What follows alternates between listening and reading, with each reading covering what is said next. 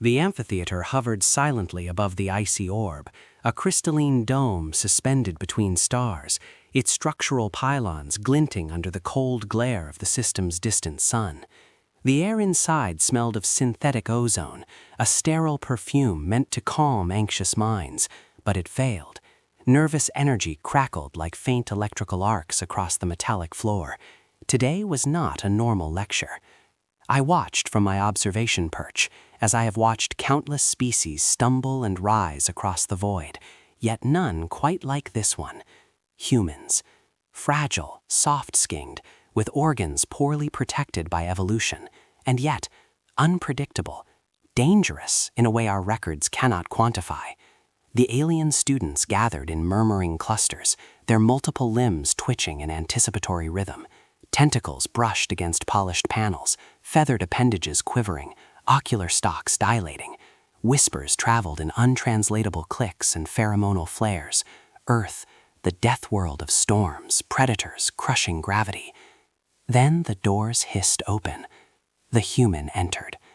No armor, no weapon, nothing but the calm weight of presence. Each step resonated softly against the polished floor, deliberate, measured, and impossibly slow. The other students recoiled subtly, instinctively, their sensory arrays flickering with microsignals of caution. Their textbooks had warned them, human fragility was absolute. Yet here was something else. Confidence. Not arrogance. Not threat. A quiet, elemental assertion of existence that seemed to radiate, unspoken, like the memory of hunted ancestors surviving by cunning and courage alone. The instructor, an elongated species of silica and bioluminescence, cleared a throat that resonated across the amphitheater. Today, we examine survival adaptation among Deathworld species. It intoned. The words were academic, but the underlying tremor of anticipation was universal. The students whispered again, this time with a subtle tremor of something older. Ah! The human paused mid-step, head tilted slightly, surveying the amphitheater, the containment chamber beyond, the predator lurking in its electromagnetic field. Calmly they breathed. No panic, no hesitation. I could feel the ancient instincts stir among the audience species, subtle as tectonic shifts beneath frozen crusts. They remembered the hunger of worlds, the hunt, the collapse of empires under the slow pressure of nature's indifference, and yet humans walked through the space between them like predators who had learned to survive by remembering fear and mastering it. The lesson had not yet begun. The predator waited beyond reinforced glass, its claws screaming softly against the floor. The universe, for a beathard, seemed to hold its breath, and the amphitheater fell silent. Then, the human's gaze fixed on the containment chamber. Something unspoken passed through their posture. Patience. Awareness, preparation. The other students shifted uneasily. This human, this fragile anomaly, was teaching them the language of fear without uttering a sound. A low hum signaled the imminent start of the exercise. The chamber lights flickered. The predators stirred. And then, the first movement from the human was enough to make every sensory array in the room, alien, ancient, perfected, tilt toward anticipation. The game was about to begin. The containment field activated with a low, mournful electromagnetic hum, like a dying star attempting to sing. The transparent gravity cage descended slowly from the ceiling of the amphitheater, its shimmering lattice lines folding reality itself into obedient geometry. Inside waited the predator. It was not beautiful. It was not terrifying in the loud, violent way younger species imagine fear. It was perfection shaped by hunger. The creature came from a world orbiting a star that was already collapsing under its own ancient gravity. Life there had learned brutality as a survival theorem. Flesh was armor, motion was strategy. Killing was not an act, it was mathematics.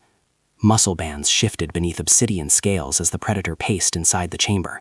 Its optical organs, arranged in a triangular evolutionary design, flickered with cold, patient intelligence. This species did not hunt impulsively. They hunted by predicting hesitation. Across the amphitheater, the alien students recognized the creature immediately. whispered classification codes transmitted through air currents and telepathic relay nerves. Then, the predator turned slowly. Then it saw the human. Silence followed, not the absence of sound, but the compression of expectation. I have studied many species confronting death. Most broadcast fear before danger arrives. Chemical signals surge outward. Postures collapse. Voices tremble. Humans are different. They carry fear inward. Their breathing changes. Heart rhythms stabilize into deceptive normality. It is a paradoxical behavior evolved from hunting and being hunted simultaneously. The instructor's voice echoed softly through the hall. Observe. Some students reacted with outraged neural flashes. Others recorded the event with clinical fascination. The human stepped forward. The cage door sealed behind them with the slow, ceremonial sound of closing metal and gravitational locking fields engaging. The acoustic resonance reminded several species of burial rites. Inside the chamber, the human stood alone, with the predator. No weapon, no visible defensive technology, only controlled breathing. The predator moved first. Motion exploded across biological perfection. Claws struck with kinetic certainty, tracing arcs designed by evolutionary millennia of killing refinement. The strike was so fast that several alien students registered the movement only after it had completed. They expected blood. Biological textbooks predicted dismemberment. Instead, the human shifted. Not dramatically, not violently. A micro-adjustment of posture. Weight transferred subtly across the soles of their feet. Shoulder rotation measured in fractions of angular possibility. The attack passed through empty space where the human's torso had been a heartbeat earlier. The margin of survival was smaller than conceptual thought itself. Academy recorders logged this as human evasion behavior, Phase 1. The predator's claws scraped harmlessly against reinforced energy distortion fields. The human did not counterattack. This confused the hunter. The creature turned its head slowly, sensory whiskers extending like silent equations attempting to solve the human's behavior. The human was waiting, listening, breathing. Their chest rose and fell in measured cycles, not matching the predator's movement rhythm, but refusing to surrender rhythm entirely. The predator circled. The human's eyes followed without fear. I observed something that had never been documented in xenobiological combat research. The human was synchronizing respiration with the predator's presence. Not imitation, integration, like two storms learning each other's wind patterns before deciding whether to collide. The predator emitted a low-frequency growl, almost interrogative in tone. On its homeworld, such sound meant territorial curiosity rather than aggression. The human tilted their head slightly, a universal gesture of attention. The predator lunged again, faster this time. Muscle coils compressed, releasing stored kinetic potential like collapsing planetary orbit energy. Claws swept toward the human's throat in an arc designed to end evolutionary lines. The human did not run. Instead, they shifted center of gravity by an infinitesimal degree and allowed the predator's momentum to pass beside them like a meteor missing atmosphere by statistical impossibility. Fear was absent. Focus remained. The alien students felt unease spreading across shared sensory networks, because the human was not fighting. The human was studying the hunter as the hunter studied them. After the second failed strike, something changed. The predator slowed. Its attack posture softened by microscopic degrees that only advanced behavioral scanners detected. It was learning. Humans, it seems, communicate danger through survival itself. The human's breathing deepened, slow, controlled. Ancient instinct remembered that predators who fail twice begin questioning prey that refuses panic. The human raised one hand slowly, not as threat, not as surrender, but as invitation. The classroom held collective breath, and inside the cage, Hunter and Deathworlder stood facing each other across the thin boundary between violence and understanding. The predator prepared its third move, but this time, hesitation lived inside its muscles, and the human was still breathing. The predator circled. Each movement was precise, a ripple of lethal intent across obsidian scales. The air inside the containment chamber shimmered with gravitational distortion, a testament to the predator's mass and the human's fragile frame. Every eye in the amphitheater followed the dance, alien students quivering in synaptic synchronization with the unfolding danger. From my perch, I noted the human's anomaly. Most species exposed to sudden violent stress collapse under the chemical onslaught of adrenaline. Cognitive clarity erodes, reflexes misfire, panic rules. Humans, this species born on the storm-battered world, respond differently. Adrenaline sharpens them, focus crystallizes, survival becomes elegant. The predator tested the human, feinting, claw sweeps slicing arcs that could have torn the air into ribbons, low-frequency growls vibrating through the chamber like tectonic murmurs. The human responded with something the students could not comprehend. Not attack, not retreat. Micro-adjustments, imperceptible to any but the most sensitive scanners. A step backward, a tilt of the shoulder, a subtle relaxation of finger joints. Alien students shifted uneasily. Their collective discomfort spread across pheromonal and electromagnetic channels. They had come expecting a demonstration of dominance and death. But here, the human was teaching the predator something older than reason, something deeper than instinct, patience. Another lunge, faster, sharper, more violent than before, and yet the human did not flinch. They shifted their weight just enough to avoid contact, maintaining the predator's curiosity instead of triggering its rage. The strike passed, and the predator slowed, recalibrating its attacks as if solving a mathematical riddle that refused to yield. I realized the magnitude of what was happening.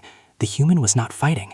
They were communicating through movement, a subtle language older than writing, older than memory. The predator's motions began to resemble questions rather than commands. How close can I go? How dangerous are you? The human answered in silence, remaining alive, remaining calm, remaining aware. Somewhere in the galaxy's oldest archives, scattered among the relics of extinct civilizations, there is mention of Deathworld species forming mutual respect with apex predators, not through dominance, not through blood, but through restraint. Humanity had turned that survival principle into art. Another lunge came, this time slower, almost hesitant. The predator's muscles flexed and paused, uncertainty flashing across its optical array. The human's breathing remained steady, measured. The amphitheater, the observation decks, even the stars beyond the glass walls, seemed to pause in collective attention. And then, deliberately, the human raised one hand. Slow, intentional, not a gesture of aggression, not of surrender. A signal, a statement, a promise that survival could exist without violence. The alien students leaned forward. Every appendage, every optic stalk, every sensory filament was taut with anticipation. The predator paused, and the classroom held its collective breath. The next move would decide the nature of the lesson. The instructor did not speak. Silence was the only acceptable response to the unfolding anomaly. In the observation amphitheater, countless alien eyes tracked the human's movement, as if history itself were walking slowly toward an irreversible moment. The containment chamber's gravity field shimmered faintly, distorting light around the predator's armored form. Every survival archive within the academy screamed the same conclusion. The human should not touch the predator. Contact would trigger biological defense protocols older than civilization. Yet the human advanced one step, then another. Their hand rose slowly, fingers extended not in threat but in deliberate openness. The motion carried the weight of ancestral memory, generations of humans who learned that survival sometimes required approaching danger with respect rather than confrontation. Gasps echoed across the student assembly when the human's palm moved closer to the predator's cranial ridge. Every species present understood the physics of Deathworld biology. The predator's head housed sensory nodes, aggression processing clusters, and defensive reflex triggers. Touch there should have meant death. Contact occurred. Fingers rested gently against obsidian scales. The predator froze completely. Its optical organs dilated, scanning the human's posture, heartbeat resonance, and thermal emission patterns.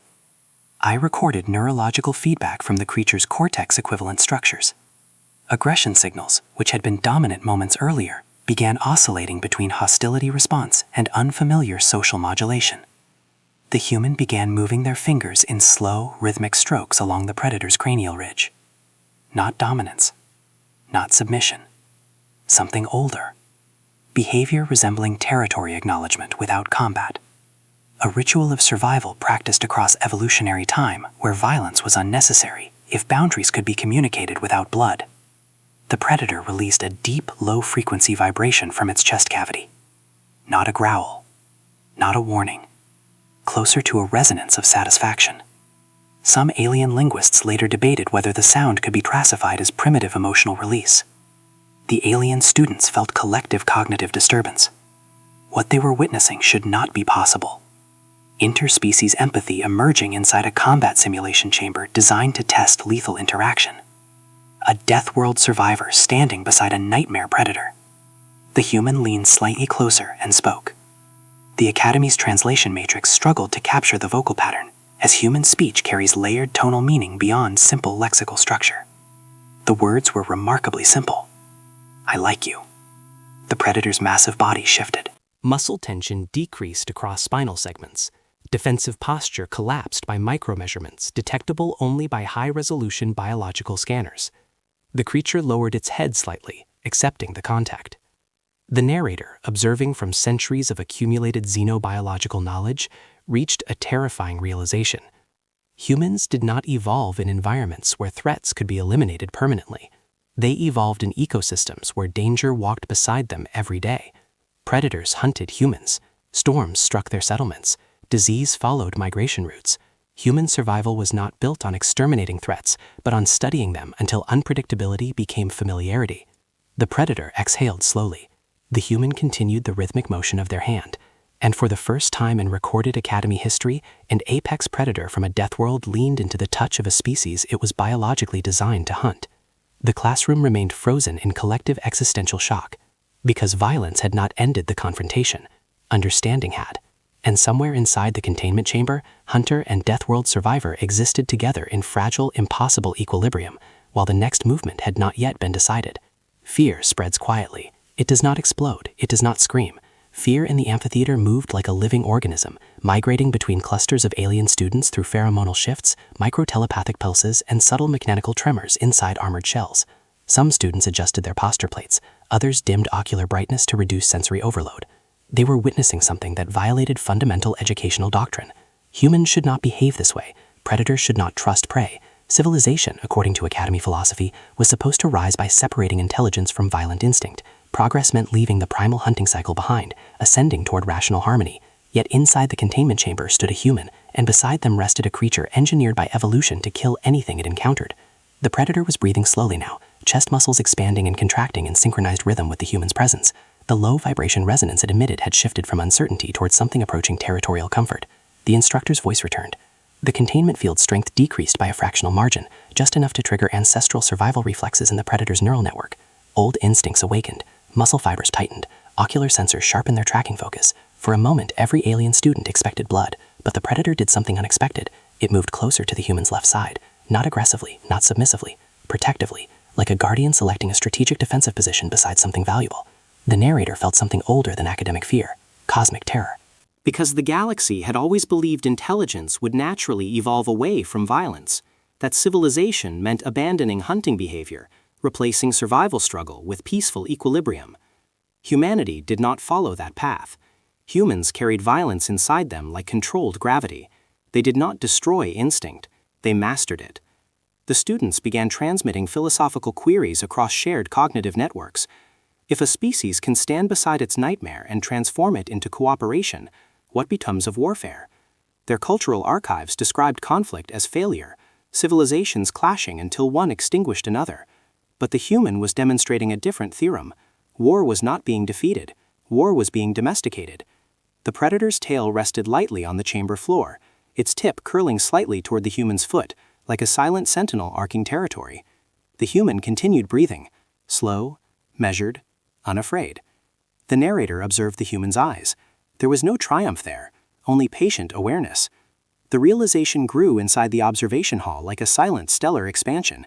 Humanity was not dangerous because it was aggressive. Humanity was dangerous because it could look directly at fear without needing to destroy it. The release simulation completed.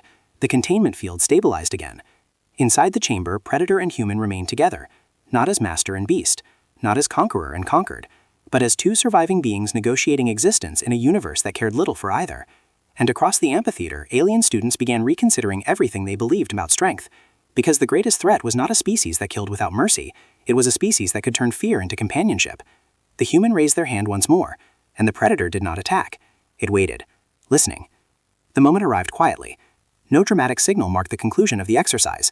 No ceremonial announcement echoed across the amphitheater. The universe itself seemed hesitant to declare the confrontation finished. The human moved slowly. Their hand rose once more toward the predator's massive skull. Across thousands of worlds, multiple cultures had independently discovered similar closure rituals: gentle contact, measured acknowledgement, and the symbolic release of tension after confrontation. The human tapped the predator's cranial ridge twice, not hard enough to provoke alarm, not soft enough to be meaningless, just enough to signal the end. The gesture carried strange cultural symmetry. Some alien historians would later argue that humanity had inherited this behavior from ancient tribal communication patterns, where touch replaced language during moments of shared survival. The predator reacted immediately. It stepped backward. Muscles relaxed in sequence from spine to limb joints as neural threat circuits powered down. Then the creature lowered its massive body onto the chamber floor. Slowly, deliberately, its eyes remained half open, watching, but not hunting. In xenobiological terminology, this posture was classified as voluntary vulnerability display, a behavior rarely observed outside long-term interspecies bonding events. The students observed in absolute silence. Silence across species is not uniform. Each biological lineage carries different temporal perceptions of stillness. Yet in that moment, the classroom synchronized across heart rhythms, neural oscillation cycles, and respiratory patterns. The human turned and walked toward the exit. They did not look back. There was no declaration of dominance, no celebratory display of victory, only steady, controlled breathing as footsteps echoed softly against the chamber floor. I addressed the observation hall mentally, though my voice was only transmitted through the Academy's central commentary channel. Humanity's greatest weapon, I stated, is not physical strength. It is the fusion of behavioral unpredictability with emotional control.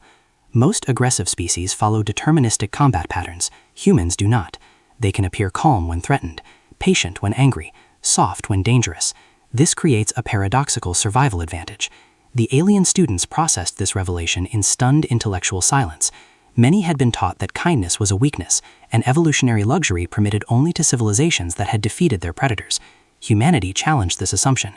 Human kindness was not weakness, it was a defensive technology refined under constant existential pressure. On Earth, cooperation increased survival probability during catastrophic environmental instability. Sharing resources improved group endurance during famine cycles. Emotional bonding allowed social units to protect vulnerable members. Kindness for humans was not philosophy, it was survival mathematics. Inside the containment chamber, the predator watched the human leave. Its optical organs tracked the movement until the human crossed the threshold of the cage door. Then, slowly, deliberately, the creature closed its eyes. Not in exhaustion, not in defeat. The predator had learned that the human would not kill it, and perhaps more terrifyingly, it had learned that the human could have. The amphitheater lights dimmed slightly as the exercise concluded, yet none of the alien students spoke, because they understood something that would take centuries to fully process. Strength was not measured by the ability to destroy a monster. Strength was measured by the ability to stand beside one and choose not to. The human disappeared down the corridor without ceremony, and behind them, inside the cage, a nightmare hunter slept as if guarding a world that had just taught it the meaning of safety. The Academy archives recorded the event under a sterile classification code. The entry was filed quietly, without ceremonial annotation. Scientific institutions prefer emotional neutrality when documenting anomalies, yet the students did not treat the event with academic detachment.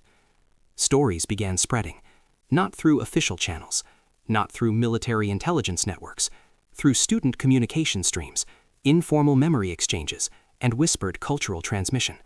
The tale of the human who stood inside a cage with a nightmare predator and refused to kill it. Not because they were incapable of violence, but because they chose comprehension before destruction. Across the galactic community, the story transformed. It was no longer a safety lecture, it became mythology. Some species described humanity as dangerous, others described humanity as sacred. Most agreed on one terrifying conclusion. Humans could kill without hesitation if necessary, but they preferred understanding first. I spent long cycles contemplating this paradox while observing star maps drifting slowly across the observation chamber glass. The galaxy has always feared certain phenomena: stellar collapse that consumes civilizations in gravitational hunger, automated war machines that continue fighting long after their creators die, void predators that move between cosmic shadows. But now a new fear had entered collective consciousness: humanity's evolutionary philosophy. Humans did not pursue extinction as default response. They pursued learning. The biological archives revealed disturbing patterns. When faced with unknown threats, human societies often attempted first contact, negotiation, or behavioral observation before escalation. They studied storms before building shelters. They studied predators before hunting. They studied enemies before declaring war. The most unsettling realization was this: humans could transform threats into allies without removing their dangerous nature. A monster did not cease being a monster. It simply learned not to attack the human standing beside it. Far beyond the Academy's orbital structure, within the protected wilderness zone designated for experimental fauna rehabilitation, the predator was released. The creature moved cautiously at first, unfamiliar with open planetary atmosphere and unconfined gravitational freedom. Its optical sensors searched constantly, not for prey, for a single biological signature: the human. The predator carried the human scent pattern encoded within its memory clusters. For several kilometers, it followed the trace signal through low-gravity forest terrain, passing crystalline vegetation and bioengineered wildlife. But when it reached the boundary of civilization, marked by energy beacons that humans and Academy authorities agreed would not be crossed, it stopped.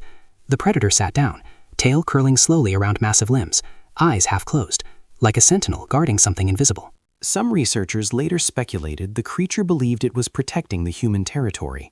Others argued it had learned trust through controlled exposure. No one was certain.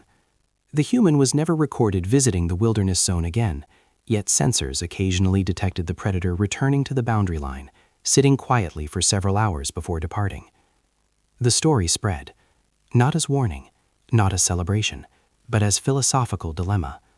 If humanity could stand beside death and teach it patience, what defense remained against such a species? Military strategists debated the issue across multiple star systems.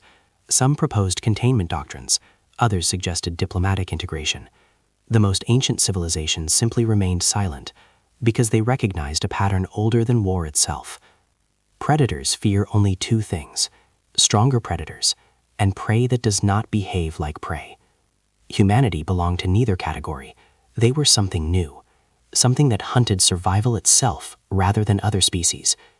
I end this record with a final observation transmitted to the Central Galactic Archive. Humanity's true evolutionary weapon is not speed, strength, or technological progress. It is the ability to stand inside fear without allowing fear to dictate behavior, to touch danger and decide whether it must die or learn. Across the cosmos, civilizations began studying human psychology, human culture, and human survival mathematics. Some feared them, some respected them, some prepared for war. But the legend of human Subject 7 spread silently, because somewhere in the vast darkness between stars, every species understands one truth: the most dangerous hunter in the universe is not the one that kills without mercy. It is the one that can make fear itself sit down and breathe.